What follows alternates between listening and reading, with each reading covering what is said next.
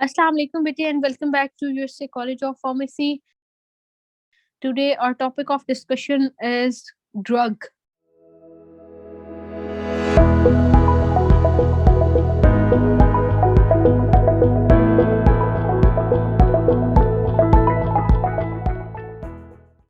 Chapter number 2, drug, which is shared on your screen, book Pharmaceutics. ठीक है, तो बेटे फार्मास्यूटिक्स बुक का चैप्टर नंबर 2 है and topic name is drug. So firstly we should know what is a drug.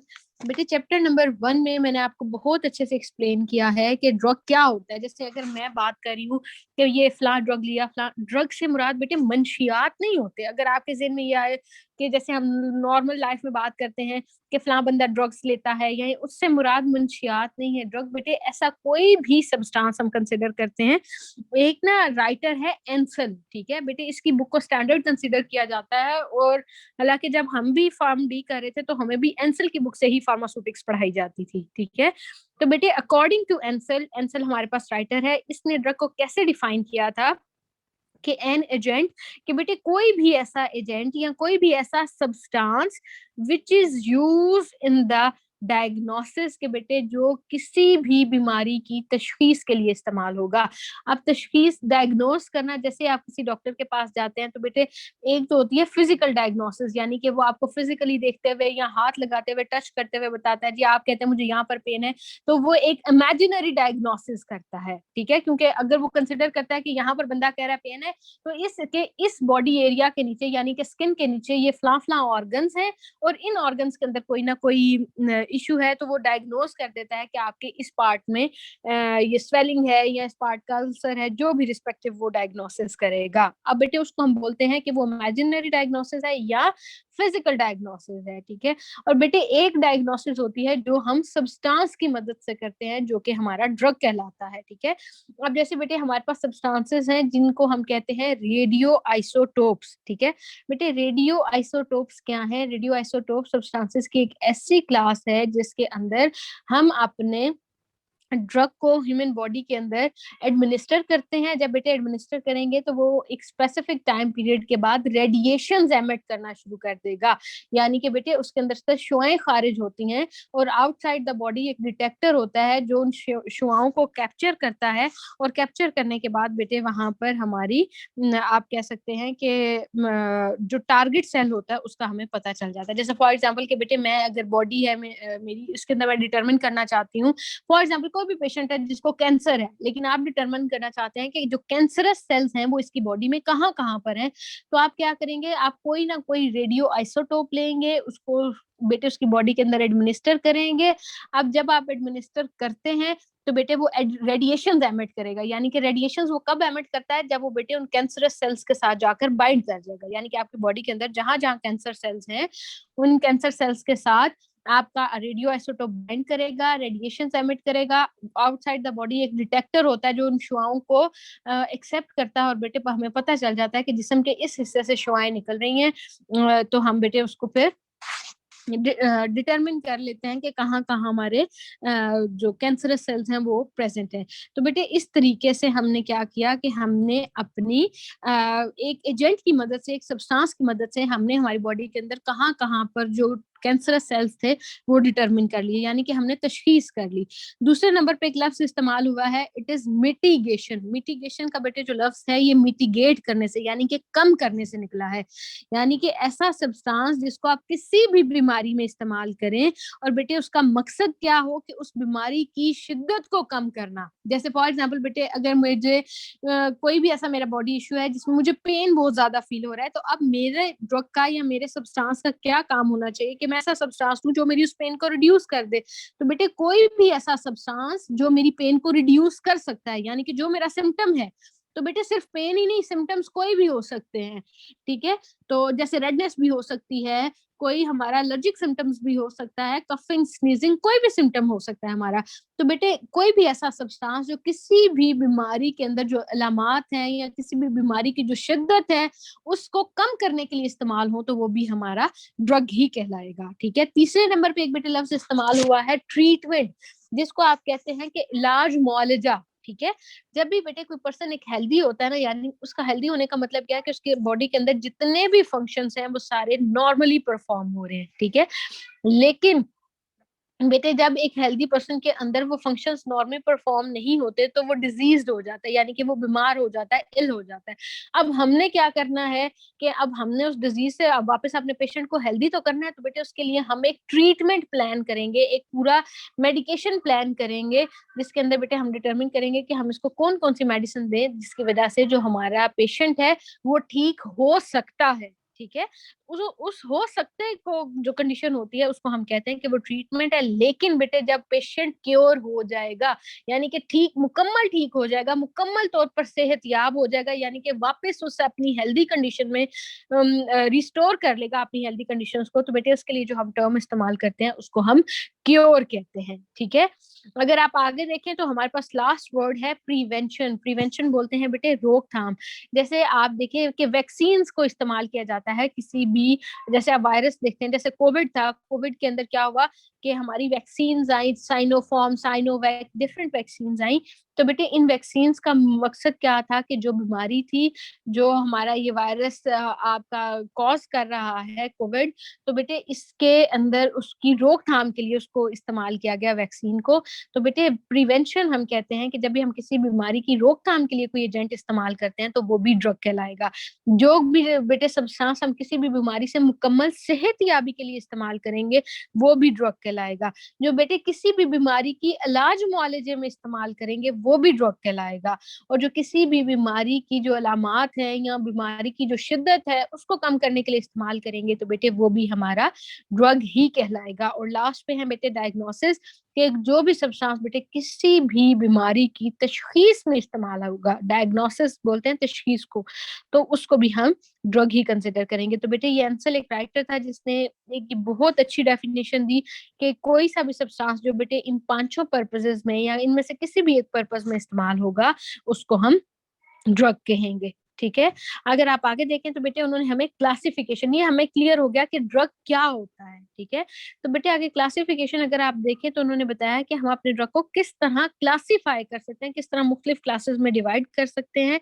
तो बेटे classification होती है डिफरेंट बेसिस पे। एक होती है सेल की बेस पे, यानी कि आप जो आपके पास जो ड्रग है आप उसको किस तरह से सेल कर रहे हैं। यानी कि बेटे कुछ ड्रग्स होते हैं जो सिर्फ और सिर्फ डॉक्टर की जो एक प्रिस्क्रिप्शन, एक डॉक्टर का रिटन ऑर्डर होता है ना, यानी कि जिसको हम आम जुबान में कहते हैं डॉक्टर की पर्ची। एक कुछ ड्रग्स ऐसे होते हैं जो सिर्फ और सिर्फ उस डॉक्टर के रिटन ऑर्डर पे दिए जाते हैं, लेकिन कुछ ड्रग्स ऐसे होते हैं जो आप खुद भी जाकर डिमांड करें तो आपको विदाउट प्रिस्क्रिप्शन भी मिल जाते हैं। तो जैसे बेटे ये होगी हमारी सेल की बेस के, हम सेल की बेस पे डिवाइड कर रहे हैं अपने ड्रग्स को। उसके अलावा बेटे हमारे पास ड्रग्स होते हैं सोर्सेज की बेस पर भी हम डिवाइड करते हैं। कुछ ड्रग्स होते हैं जिनको हम नेचुरल सोर्सेज से, यानी कि प्लांट्स या एनिमल्स से या माइक्रो ऑर्गेनिज्म से ऑब्टेन करते हैं। कुछ होते हैं बेटे जिनको हम खुद लैब के अंदर प्रिपेयर करते हैं। कुछ होते हैं बेटे जो हाफ नेचुरल होते हैं, हाफ उनके अंदर हम मॉडिफिकेशंस करते हैं जिसके बाद हम उनको इस्तेमाल करते हैं। तो बेटे ये उन्होंने डिफरेंट बेसिस बता दी हैं कि जिनके ऊपर हम अपने ड्रग को डिवाइड कर सकते हैं, क्लासिफाई कर सकते हैं, ठीक है। अब सबसे पहले अगर आप देखिए ओवर द काउंटर ड्रग हैं। ओवर द काउंटर ड्रग्स कौन कौन से हैं, जिसको हम ओटीसी ड्रग भी कहते हैं। बेटे ओटीसी ड्रग्स की एक ऐसी क्लास है, एक ऐसा ग्रुप है that does not required any prescription, जिसके लिए बेटे हमें किसी किस्म की भी प्रिस्क्रिप्शन की, यानी कि डॉक्टर के रिटन ऑर्डर की जरूरत नहीं पड़ती, ठीक है। This group contain the following drugs. अब बेटे जैसे फॉर एग्जांपल उन्होंने बता दिया कि कौन से ऐसे ड्रग्स हैं जिनके लिए हमें जरूरत नहीं पड़ती किसी भी प्रिस्क्रिप्शन की, जिसमें बेटे मल्टीविटामिन आते हैं। जैसे आप मुख्तलिफ मल्टीविटामिन देखते हैं, जैसे बेटे सर्बेक्स जी है, रीवाइटल है, इसी तरह सेंट्रम सिल्वर है। ये बेटे डिफरेंट हमारे पास जिसेंडस मैग्नस है, ये डिफरेंट हमारे पास हमारे हैं मल्टीविटामिन हैं जिनके लिए हमें किसी भी प्रिस्क्रिप्शन की जरूरत नहीं होती। ये बेटे ओवर द काउंटर है, यानी कि आप जाकर काउंटर के ऊपर डिमांड करेंगे और आपको विदाउट प्रिस्क्रिप्शन प्रोवाइड कर दी जाएंगी। उसके अलावा अगर आप बेटे देखें जैसे एनएसएड्स हैं। एनएसएड्स क्या होते हैं, non steroidal anti inflammatory drugs. जैसे बेटे पैरासीटामोल है, एस्पिरिन है, ये सारे जो हमारे ड्रग्स हैं, ये जैसे उन्होंने दो एग्जांपल भी दे दी, तो बेटे ये हमारे एनएसएड्स हैं। इनके लिए भी अगर आप देखें, आपने पैरासीटामोल लेनी हो तो आपको कभी भी प्रिस्क्रिप्शन की जरूरत नहीं होती, आप सिंपली जाते हैं काउंटर पे जाकर डिमांड करते हैं और अपना ड्रग ले लेते हैं, ठीक है। इसी तरह लेक्सेटिव्स हैं। अब बेटे लेक्सेटिव्स क्या होते हैं, हमारे पास जो बेटे माइल्ड कॉन्स्टिपेशन में इस्तेमाल होते हैं। कॉन्स्टिपेशन आपको पता है कब होती है, जब बेटे आपकी बॉडी के अंदर यानी कि जो इंटेस्टिनल मूवमेंट है, यानी कि आपकी आंत बेटे मूवमेंट शो करती है, जिसकी वजह से जो आपके डाइजेस्टेड फूड पार्टिकल्स होते हैं वो आगे से आगे मूव करते हैं और अल्टीमेटली रेक्टम के जरिए जो वेस्ट मटेरियल होता है वो आपकी बॉडी से पास आउट हो जाता है। लेकिन बेटे जब वो मूवमेंट कम हो जाती है ना, आपने एनाटॉमी के अंदर भी पढ़ा होगा कि बेटे प्रोपल्स, जब वो बेटे मूवमेंट कम हो जाती है ना, तो अल्टीमेटली आप कह सकते हैं कि एक तरह से ब्लॉक नहीं होता। ठीक है, तो उसके लिए उन्होंने हमें ये बात बताई है कि बेटे जब एक्सक्रीट आउट नहीं होगा तो वहां पर पेशेंट को कॉन्स्टिपेशन हो जाती है। तो बेटे कॉन्स्टिपेशनल पर्पस में हम इस्तेमाल करते हैं ड्रग्स जिनको हम लेक्सेटिव्स भी कहते हैं। ठीक है, उसके बाद अगर आप देखें तो बेटे हमारे पास है ओरल कॉन्ट्रासेप्टिव्स। ओरल कॉन्ट्रासेप्टिव्स क्या होते हैं बेटे, ये एक ऐसी क्लास है ड्रग्स की जिसको हम कॉन्ट्रासेप्शन के लिए, यानी कि आप कह सकते हैं कि बेटे प्रेगनेंसी को अवॉइड करने के लिए इस्तेमाल किए जाते हैं। जैसे कि एथिनाइल एस्ट्राडायोल है बेटे, ये हमारे पास एक ओरल कंट्रासेप्टिव है जिसको हम प्रेगनेंसी को अवॉइड करने के लिए इस्तेमाल करते हैं। उसके बाद अगर बेटे आप सेकंड क्लास देखें तो वो है हमारे पास प्रिस्क्रिप्शन ड्रग्स। बेटे ऐसे ड्रग्स जिनको सिर्फ और सिर्फ हम डॉक्टर की प्रिस्क्रिप्शन के ऊपर या डॉक्टर की पर्ची के ऊपर ही दे सकते हैं। तो उसमें बेटे हमारे पास डिफरेंट ड्रग्स हैं, जैसे सबसे पहले एंटीबायोटिक्स। अगर आप देखें ना बेटे, पाकिस्तान के अंदर ये बहुत एक ले प्रैक्टिस की जाती है कि विदाउट प्रिस्क्रिप्शन पेशेंट को एंटीबायोटिक्स दे दिए जाते हैं। अगर जैसे मैं चाहूंगी मैं जाकर किसी भी मेडिकल स्टोर पे या आप कह लें कि फार्मेसी के ऊपर डिमांड करती हूँ कि मुझे एजोमैक्स चाहिए या जिथ्रोमाइसिन जो है आपके पास, या नोविडेट चाहिए, तो बेटे वो मुझसे कभी भी प्रिस्क्रिप्शन नहीं पूछेंगे, वो एज इट इज दे देते हैं। और बेटे यही सबसे बड़ी वजह है कि पाकिस्तान को हाउस ऑफ एंटीबायोटिक्स भी कहा जाता है। क्यों कहा जाता है? क्योंकि बेटे यहाँ पर एंटीबायोटिक्स का इस्तेमाल बहुत ज्यादा किया जाता है और बेटे प्रॉपर तरीके से नहीं किया जाता। सबसे बड़ी गलती ये है कि प्रॉपर तरीके से नहीं किया जाता, जिसकी वजह से क्या होता है कि बैक्टीरियल रेजिस्टेंस डेवलप हो जाती है। यानी कि एक बैक्टीरिया उसने मेरे अंदर इन्फेक्शन कॉज किया है, ठीक है, उसके लिए मैं एंटीबायोटिक ले रही हूँ। बेटे एंटीबायोटिक आपको कम से कम 3 दिन और ज्यादा से ज्यादा 5 से 7 दिन लेना होता है, मिनिमम 3 डेज। अगर आप ठीक भी हो गए तो 3 दिन से पहले आप एंटीबायोटिक को नहीं छोड़ सकते, क्योंकि बैक्टीरिया अपने अंदर एक रेजिस्टेंस पैदा कर लेता है। अगर नेक्स्ट टाइम आप वो मेडिसिन लेंगे तो वो उस बैक्टीरिया के ऊपर एक्ट ही नहीं करेगी। ठीक है, तो उससे बचने के लिए हम क्या करते हैं, बैक्टीरियल रेजिस्टेंस है कि बेटे हम अपना प्रॉपर कोर्स मुकम्मल करते हैं। लेकिन बेटे पाकिस्तान के अंदर ये प्रैक्टिस की जाती है कि कभी भी कोर्स मुकम्मल नहीं किया जाता। इस वजह से पाकिस्तान के अंदर जो ज्यादातर बीमारियां उनके ऊपर एंटीबायोटिक्स एक्ट नहीं करते, इफेक्ट नहीं करते। क्यों नहीं करते बेटे? इसी वजह से कि यहाँ पर प्रॉपर निजाम ही नहीं है आप की बैक्टीरियल रेजिस्टेंस को स्टॉप करने के लिए। ठीक है, और प्रॉपर पेशेंट अपना कोर्स मुकम्मल करता ही नहीं है। आपने जिस भी पेशेंट को दें, बेशक आपके घर में प्रॉपरली इंश्योर कराएं कि बेटे वो कम से कम 3 दिन और ज्यादा से ज्यादा 5 से 7 दिन लाजमी एंटीबायोटिक्स को इस्तेमाल करें। उसके अलावा बेटे स्टीरॉइड्स हैं, जैसे हाइड्रोकॉर्टिसोन है, बीटामेथासोन है, डेक्सामेथासोन है। बेटे ये स्टीरॉइडल ड्रग्स हैं, कभी भी जो स्टीरॉइड्स होते हैं विदाउट प्रिस्क्रिप्शन नहीं देने चाहिए। ठीक है, इसी तरह बेटे हमारे पास है बेंजोडाइजेपीन्स हैं। बेटे बेंजोडाइजेपीन्स में हमारे पास आते हैं एल्प्रेजोलैम आता है, क्लोनाजीपैम आता है, लोरेजीपैम आता है। बेटे ये सिडेटिव हिप्नोटिक्स की एक क्लास है। ठीक है, जो इन लोगों को स्लीपिंग इश्यू हो, इंसोम्निया हो, नींद ना प्रॉपर आती हो, वो बेसिकली ये ड्रग्स लेते हैं। तो बेटे इनको भी हम विदाउट प्रिस्क्रिप्शन नहीं दे सकते। इसी तरह हमारे पास है बारबिचुरेट्स। बारबिचुरेट्स में बेटे एग्जांपल है हमारे पास फिनोबार्बिटॉल, फिनोबार्बिटॉन, सीकोबार्बिटॉल, और उसके अलावा बेटे थायोपेंटॉल। ये हमारे पास डिफरेंट बारबिचुरेट्स हैं बेटे, ड्रग्स की क्लास है, सेडेटिव हिप्नोटिक के तौर पर इस्तेमाल होते हैं और बेटे ये भी विदाउट प्रिस्क्रिप्शन नहीं देने चाहिए। ठीक है, उसके अलावा अगर आप देखें तो हाइपोग्लाइसीमिक ड्रग्स हैं, यानी कि बेटे वो ड्रग्स जो शुगर लोअरिंग ड्रग्स होते हैं, यानी कि जो डायबिटिक पेशेंट्स इस्तेमाल करते हैं किसी भी मेडिसिन को, सॉरी, बॉडी शुगर लेवल को रिड्यूस करने के लिए, जिसमें बेटे हमारे पास मुख्तलिफ हैं, जिसमें गेट फॉर्मिन आता है हमारे पास, जैसे सीटाग्लूमेट है। और ये डिफरेंट ड्रग्स हैं बेटे जिनको हम शुगर कंट्रोल करने के लिए इस्तेमाल करते हैं, लेकिन इसको भी विदाउट प्रिस्क्रिप्शन नहीं देना। और लास्ट पे बेटे हमारे पास एंटी हाइपरटेंसिव ड्रग्स, यानी कि ऐसे ड्रग्स जो हाइपरटेंशन को कम करने के लिए, यानी कि बेटे ब्लड प्रेशर को कम करने के लिए इस्तेमाल किए जाते हैं, वो भी उन्होंने हमें यहाँ पर बताए हैं। जैसे कि बेटे आप वेलसार्टन है, लोसार्टन है, या उसके अलावा कैपोटिन है हमारे पास, आपने देखी है। उसके अलावा बेटे एम्लोडिपिन है, ये डिफरेंट हमारे पास, जैसे एटिनोलॉल है, प्रोपानोलॉल है, ये डिफरेंट बेटे हमारे पास एंटी हाइपरटेंसिव्स की क्लासेस हैं। और कभी भी ऐसे ड्रग्स जो बीपी कंट्रोल करने में इस्तेमाल हो, उनको विदाउट प्रेस्क्रिप्शन नहीं देना चाहिए। ठीक है बेटे, स्क्रीन ऊपर करते हैं। जी बेटे, आगे जो दूसरी क्लासिफिकेशन आती है वो हमारे पास आती है on the basis of sources, कि जब हम अपने ड्रग्स को क्लासिफाई करते हैं सोर्स की बेस पे, यानी कि बेटे हम किस सोर्स से अपने ड्रग को हासिल कर रहे हैं, किसी नेचुरल सोर्स से ले रहे हैं बेटे, किसी सिंथेटिक यानी कि जो मुकम्मल तौर पर लैब में बनाए जाते हैं, या नेचुरल प्लस आधा सिंथेटिक आधा नेचुरल।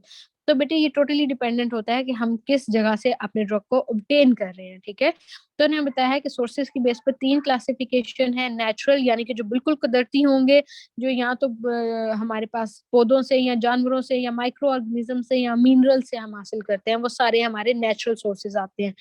सेमी सिंथेटिक बेटे वो ड्रग्स होते हैं जिनको हाफ आप खुद लैब्स में प्रिपेयर करते हैं और हाफ वो नेचुरल, सेमी का मतलब होता है हाफ। ठीक है, सेमी सिंथेटिक मतलब कि वो हाफ खुद प्रिपेयर किए जाते हैं और हाफ वो आप कह सकते हैं कि वो आर्टिफिशियली लैब में प्रिपेयर किए जाते हैं। या सिंथेटिक होते हैं बेटे वो ड्रग्स जो टोटली लैब में प्रिपेयर किए जाते हो। तो ये उन्होंने हमें डिफरेंट सोर्सेज बता दिए। तो बेटे जो सबसे पहले हमें स्टार्ट करना है वो है हमारे पास नेचुरल सोर्स।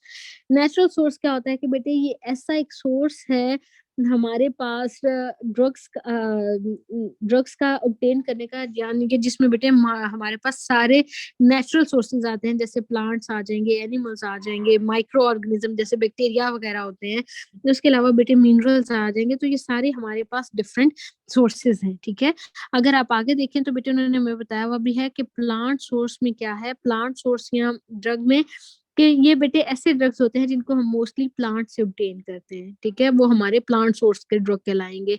अब बेटे जैसे आप देखो, जैसे मैं आपको पढ़ा रही हूँ फार्माकोग्नोसी का ड्रग सब्जेक्ट पढ़ा रही हूँ, तो बेटे फार्माकोग्नोसी के अंदर बेसिकली हम ये सारे नेचुरल सोर्सेज के बारे में ही पढ़ते हैं कि किन किन नेचुरल सोर्सेज से, और मेनली प्लांट्स के बारे में पढ़ते हैं कि किन किन प्लांट सोर्सेज से हम अपने ड्रग को ऑब्टेन कर सकते हैं।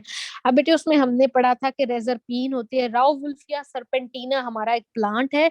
इस प्लांट से बेटे हम एक ड्रग हासिल करते हैं जिसको हम रेजरपीन कहते हैं। रेजरपीन क्या है कि बेटे ये एक एंटी हाइपरटेंसिव ड्रग है जो बीपी के पेशेंट्स में इस्तेमाल किया जाता है। उसके अलावा अगर आप देखें तो बेटे सिनेमल्डिहाइड है। सिनेमल्डिहाइड क्या है कि बेटे ये सिनामोमम लोरेरी से हम ऑब्टेन करते हैं, यानी कि बेटे ये दार चीनी की एक किस्म है जिसे हम ये ऑब्टेन करते हैं, और इसको एज अ फ्लेवरिंग एजेंट इस्तेमाल किया जाता है मुख्तलिफ जगहों पर। ठीक है, मुख्तलिफ फूड इंडस्ट्रीज में, मुख्तलिफ फार्मास्यूटिकल इंडस्ट्रीज में हम इसको फ्लेवर के तौर पर इस्तेमाल करते हैं। उसके अलावा बेटे डाइजॉक्सिन है, डिजिटेलिस लर्नाटा प्लांट है बेटे, इस प्लांट से हम ऑब्टेन करते हैं डाइजॉक्सिन। डाइजॉक्सिन क्या है कि ये बेटे कार्डियोटॉनिक ड्रग है। कार्डियोटॉनिक होने का मतलब क्या है कि बेटे जो हार्ट की एफिशिएंसी को इम्प्रूव कर देता है।